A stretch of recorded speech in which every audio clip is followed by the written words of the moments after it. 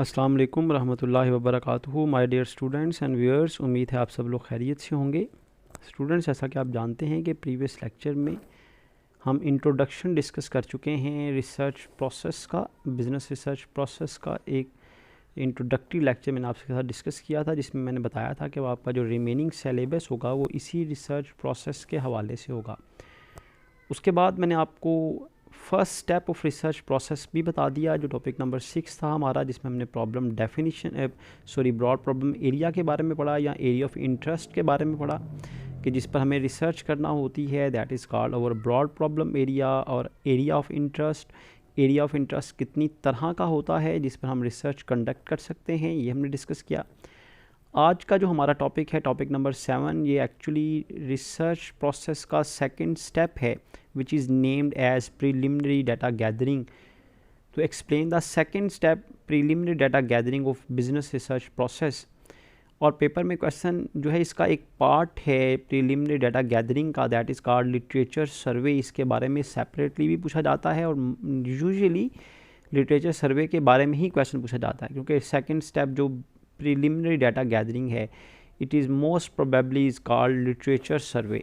Practically इसको literature सर्वे ही कहा जाता है। तो हम आज इंशाल्लाह ताला ये टॉपिक जो है वो स्टार्ट करने जा रहे हैं। ये टॉपिक हम एक लेक्चर में तो फिनिश नहीं कर सकेंगे, इसके लिए हमें 2 लेक्चर जो है वो रिक्वायर्ड होंगे। तो आज का लेक्चर हम प्रीलिमिनरी डाटा गैदरिंग के हवाले से या लिटरेचर सर्वे और लिटरेचर रिव्यू के हवाले से डिस्कस करने जा रहे हैं। तो सब लोग अपने नोट्स ओपन कर लें और देखें जी, आपके पास चैप्टर नंबर 4 में रिसर्च प्रोसेस की जो डायग्राम थी, उसके बाद जो फर्स्ट टॉपिक हमने डिस्कस किया था ऑब्जर्वेशन या ब्रॉड प्रॉब्लम एरिया, इसके बाद इसके फ़ौरन बाद जो है ये देखिए हमने 4 एग्जांपल्स के साथ डिस्कस किया था इसे। तो ये प्रीलिमिनरी डाटा गैदरिंग का पार्ट है जी। प्रीलिमिनरी डाटा गैदरिंग, जब आपने फर्स्ट स्टेप परफॉर्म कर लेना है, ऑब्जर्वेशन या ब्रॉड प्रॉब्लम एरिया या एरिया ऑफ इंटरेस्ट चूज़ कर लेना है आपने, then you have to collect the initial information.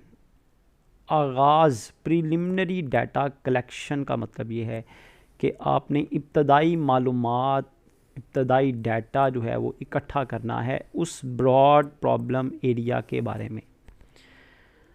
अब ज़रा बात फॉलो कीजिएगा। देखें, इब्तदाई मालूमात जब आप इकट्ठी करते हैं किसी भी ब्रॉड प्रॉब्लम एरिया, किसी भी एरिया ऑफ इंटरेस्ट के बारे में, तो आपका मकसद ये होता है कि आप एक्चुअली समझने की कोशिश करना चाहते हैं कि भाई वो जो ब्रॉड प्रॉब्लम एरिया था या एरिया ऑफ इंटरेस्ट है या आपका जो कोर टॉपिक है, जो ऑब्जर्वेशन है,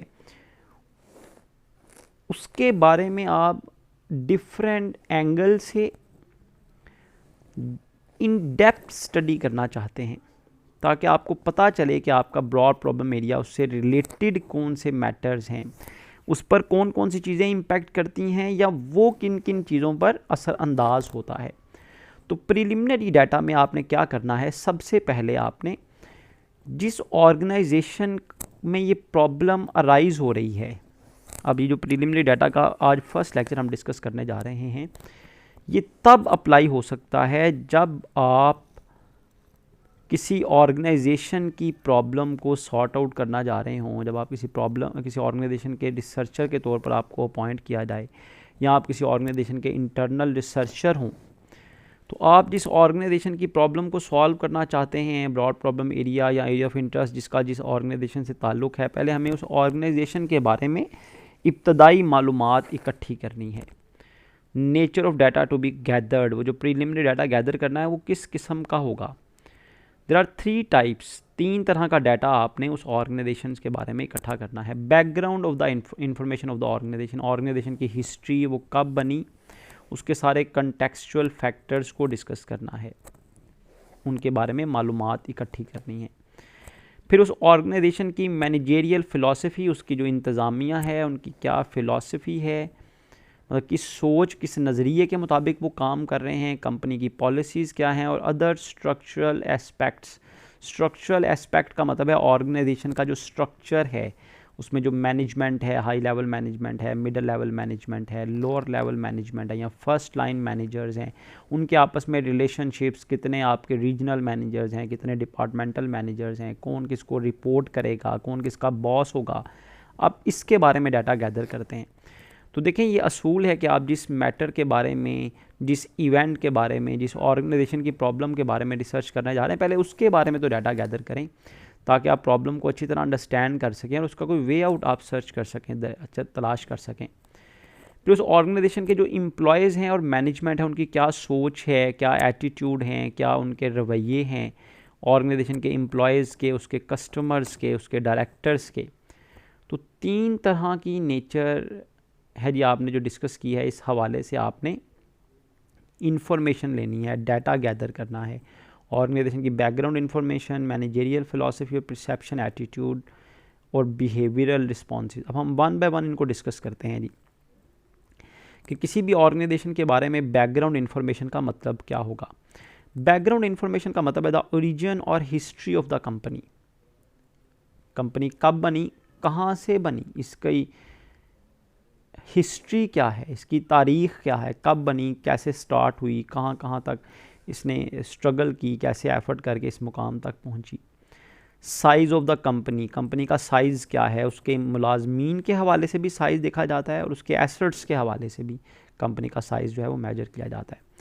चार्टर, कंपनी का जो कानून है, चार्टर है, पर्पज़ क्या है कंपनी का, उसमें मकसद क्या लिखा कंपनी को बनाने का, कंपनी को बनाने की आइडियोलॉजी क्या थी, सोच क्या थी जिस मकसद के लिए कंपनी बनाई गई।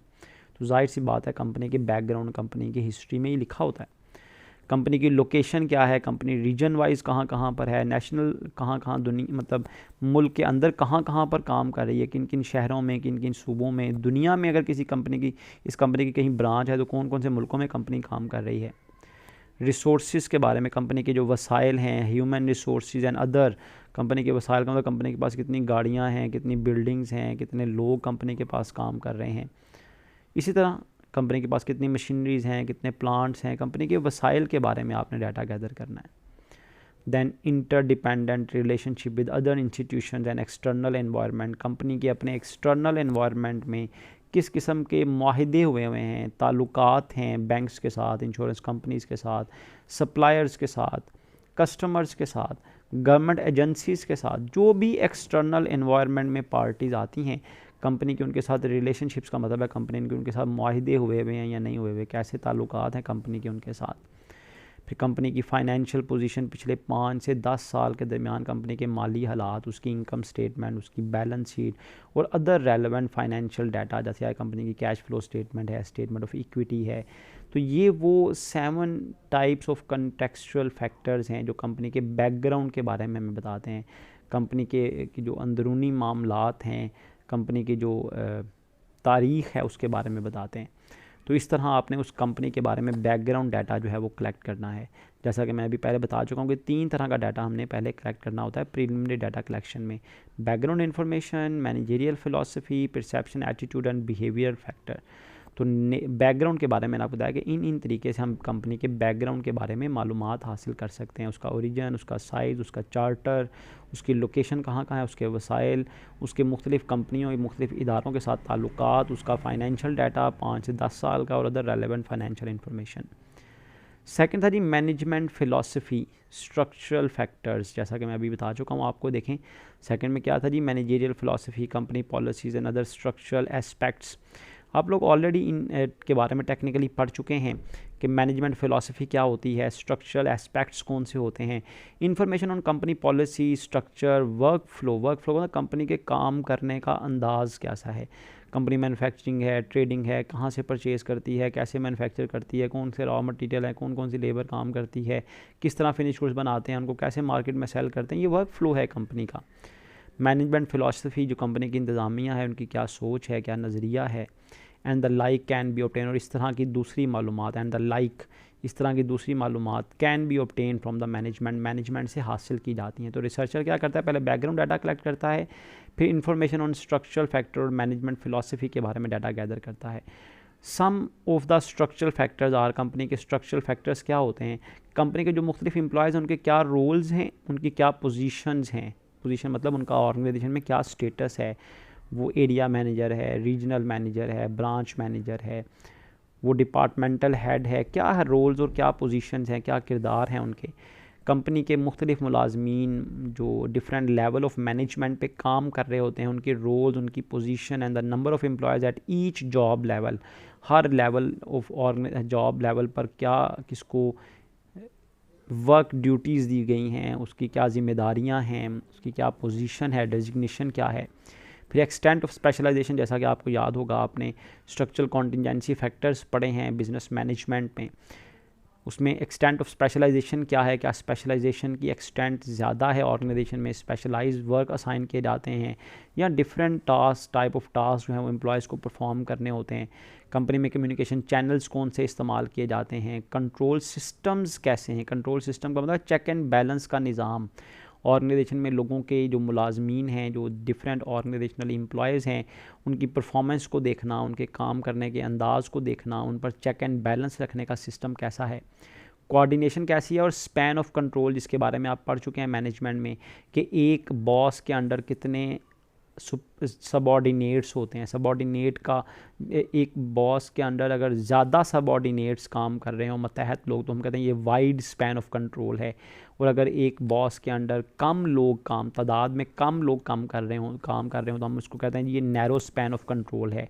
रिवॉर्ड सिस्टम कैसा है कि किस बुनियाद पर रिवॉर्ड दिए जाते हैं, कारकर्दगी की बुनियाद पर। वो कारकर्दगी क्या है, आउटपुट देखी जाती है, उनकी हाज़िरी अटेंडेंस देखी जाती है, या उनको टारगेट्स दिए जाते हैं, टाइम बाइंडिंग्स दी जाती हैं, किस बुनियाद पर रिवॉर्ड दिया जाता है।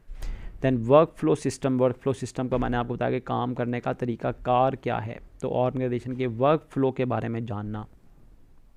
तो ये सेकंड कैटेगरी है कि हमने इस किस्म का डाटा जो है कंपनी के बारे में गैदर करना है, उसके रोल्स एंड मुलाजमीन के रोल्स और पोजीशन के बारे में, उनकी एक्सटेंट ऑफ स्पेशलाइजेशन के बारे में, डिस्ट्रीब्यूशन जो कम्युनिकेशन चैनल के बारे में, control system, coordination, span of control, reward system कैसा है ऑर्गेनाइजेशन का, और उसका वर्क फ्लो सिस्टम कैसा है।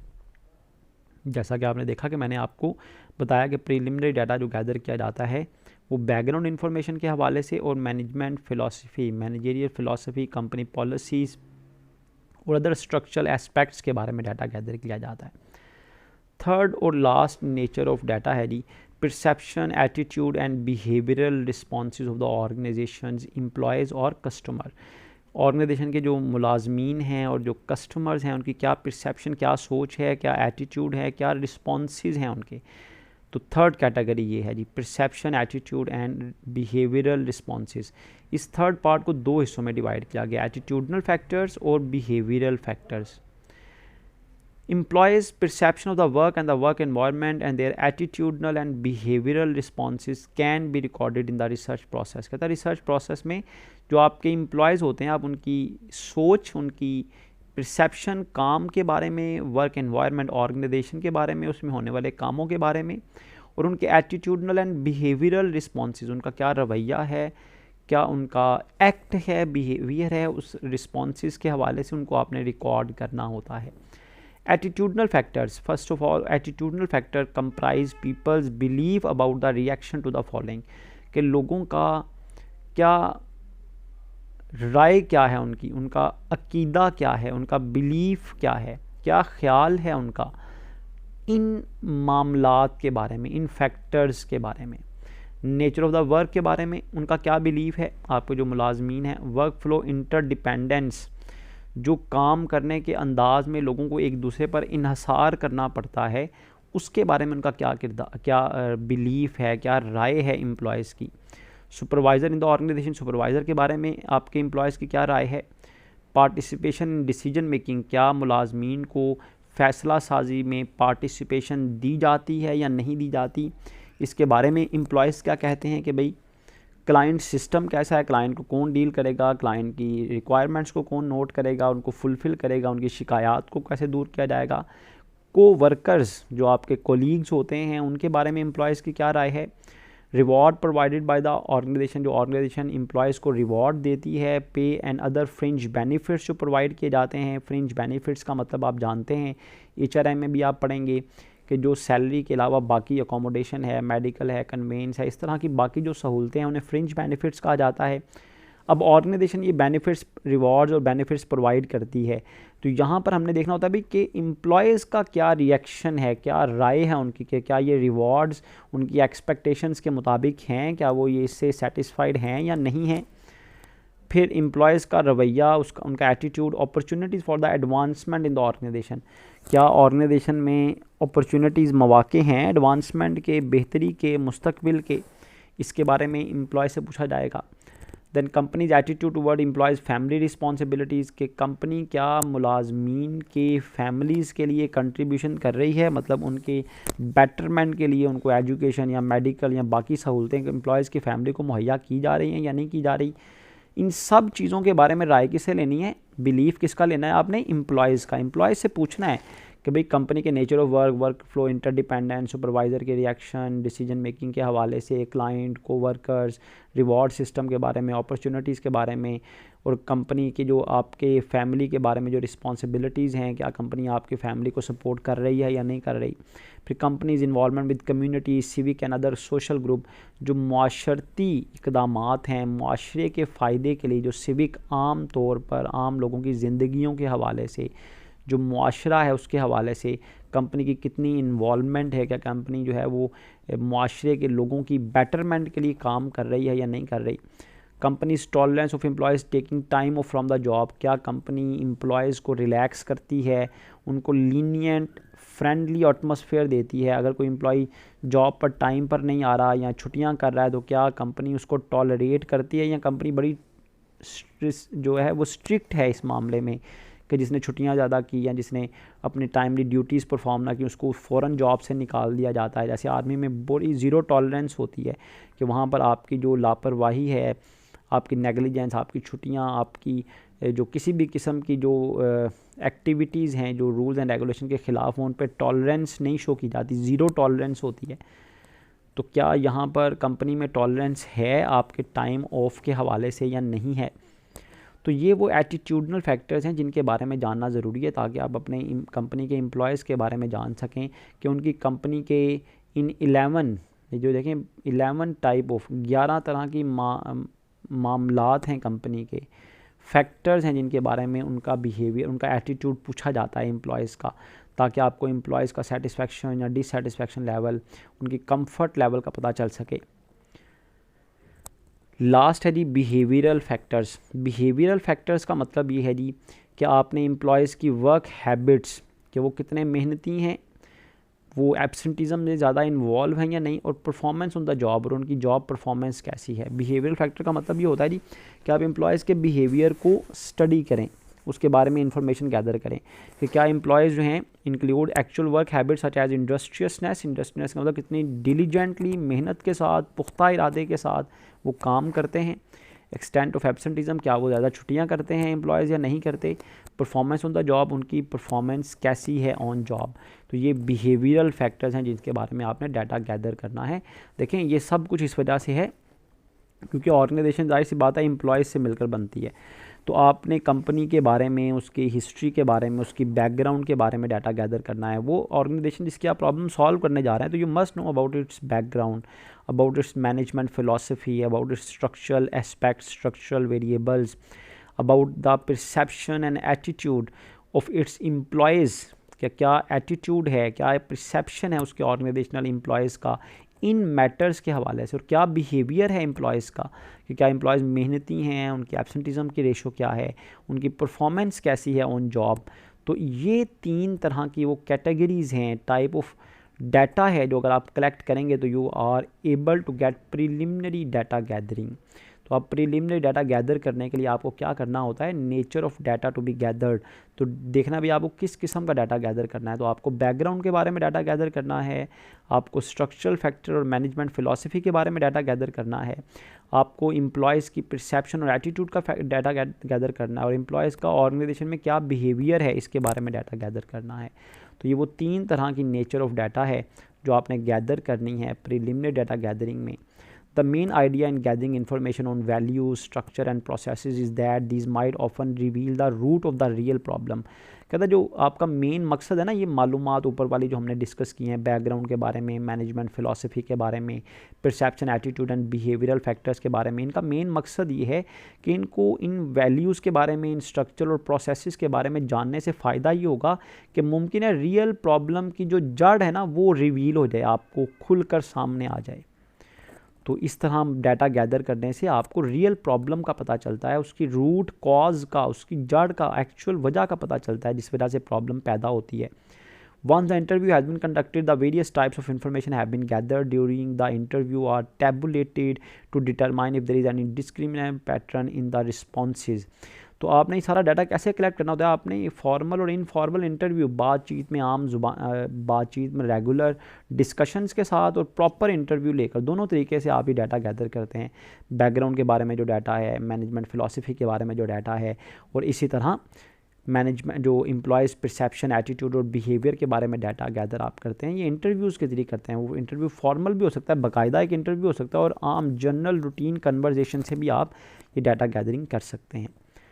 तो ये तो एक पहलू हो गया जी सेकंड स्टेप का। सेकंड स्टेप का जो सेकंड पार्ट है, जैसा कि मैंने अभी आपको बताया कि आपका इसी क्वेश्चन के अंदर ही आपने लिटरेचर सर्वे, इसी स्टेप में ही आपने लिटरेचर सर्वे करना है, डिफाइन लिटरेचर सर्वे। ये सेकंड स्टेप का ही हिस्सा है। सेकंड स्टेप का एक जो पार्ट था ना वो तो आपने डिस्कस कर लिया जी, कि सेकंड स्टेप में हमने क्या करना है, प्रीलिमिनरी डाटा गैदरिंग में हमने 3 तरह का नेचर ऑफ डाटा जो गैदर करना है।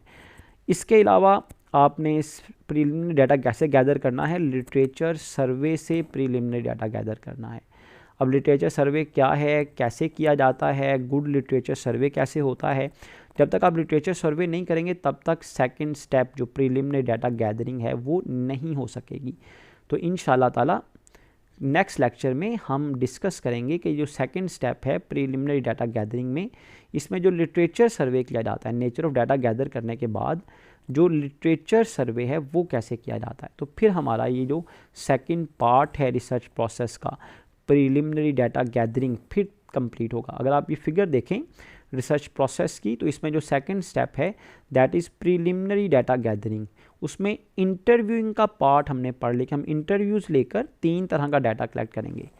इंटरव्यूज़ लेकर 3 तरह का डाटा गैदर करेंगे। कौन कौन सा, background information, management philosophy, perception, attitudinal and behavioural responses. और उसके बाद प्रीलिमिनरी डाटा गैदरिंग का जो सेकंड पार्ट है दैट इज़ लिटरेचर सर्वे। ये प्रीलिमिनरी डाटा गैदरिंग में हमने ये जो नेचर ऑफ डाटा कलेक्ट करने के बाद लिटरेचर सर्वे करना है। तो इंशाल्लाह ताला लिटरेचर सर्वे के बारे में हम डिटेल से नेक्स्ट लेक्चर में डिस्कस करेंगे। उम्मीद है आज का लेक्चर आपने अच्छी तरह वॉच किया होगा, इसको नोट डाउन भी किया होगा। अगर आपको इस लेक्चर को समझने में कोई भी प्रॉब्लम हो तो आप फेसबुक जो यूट्यूब चैनल में कमेंट बॉक्स में कमेंट कर सकते हैं, या मेरे व्हाट्सएप नंबर पर भी आप क्वेश्चन पूछ सकते हैं। इसके साथ ही मैं आज का लेक्चर वाइंड अप करता हूँ इस दुआ के साथ कि अल्लाह ताला हम सब के हामी नासिर हों। जज़ाकुमुल्लाह खैरा।